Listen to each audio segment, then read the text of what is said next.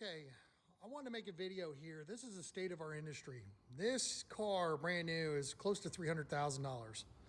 It's a beautiful, beautiful 991 Turbo S. It should only have the pinnacle of technician working on it.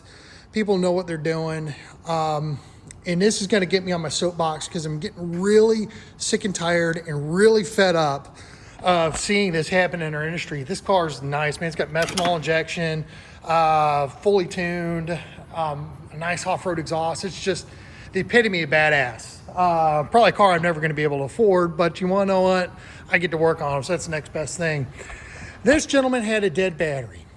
After his battery was jumped off, he had a whole bunch of warning lights in the car.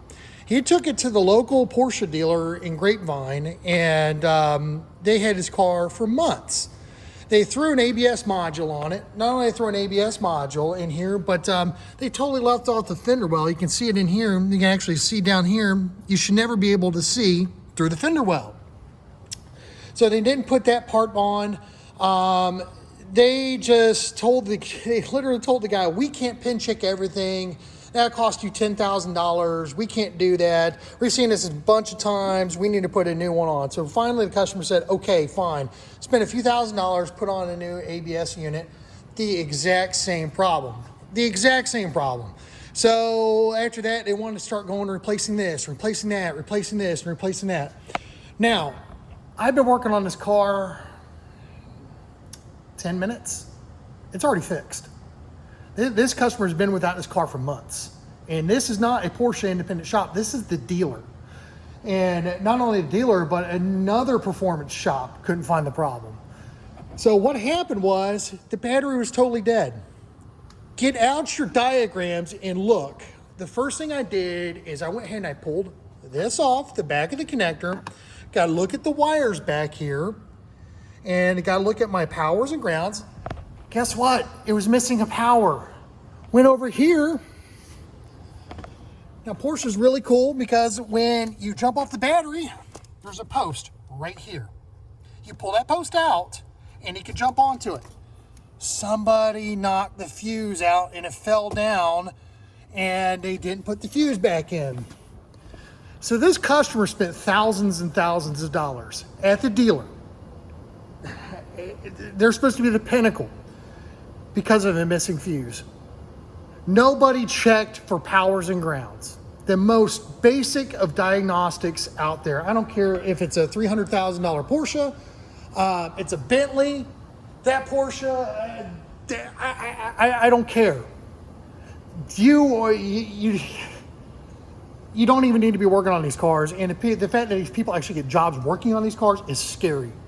There's no certifications mandatory to work on a car. You don't have to be certified to fix brakes.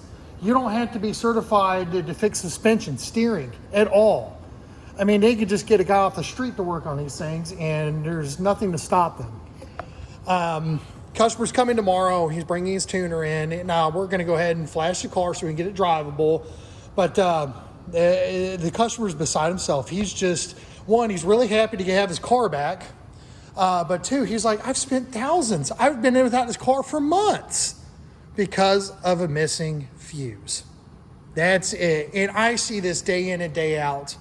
I'm not saying I'm the world's best technician, but I'm pretty good. And the reason why I'm pretty good is because I follow the diagnostic processes. I pull out the diagrams. I look, I check for powers, grounds. I've got a lab scope over here. I can hook up and check pulse width, duty cycles, you name it, waveforms. That's what you do. Guys, if you're one of these, I'm not even gonna call you a technician, if you're one of these hacks that work like this and cost customers thousands and thousands of dollars and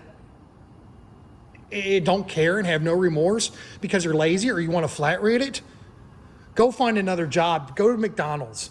Go to somewhere. I don't care. I'm sick and tired of seeing this, and I'm sick and tired of people getting ripped off. But I'm glad that people do trust me enough to bring their cars to me. And this guy, this was the last resort. He brought his car to me, and we fixed it. We fixed it with no time at all. But one, I'm happy because they're sending me customers, and I'm getting customers for life because of stuff like this. but you should be ashamed of yourself. You should really be ashamed of yourself. And I cannot believe that the dealer was this incompetent. On the flip side, I actually can believe it, because we get cars like this all the time from the big name dealers here in Dallas. And this was no exception, but this one was just absolutely silly of how simple it was. And it was beyond laughable. And in the end, the customer loses out. He really, truly does. So guys, if you're, and girls, get your shit together. Check the basics. This was as basic as it gets. Thanks for watching. I appreciate it.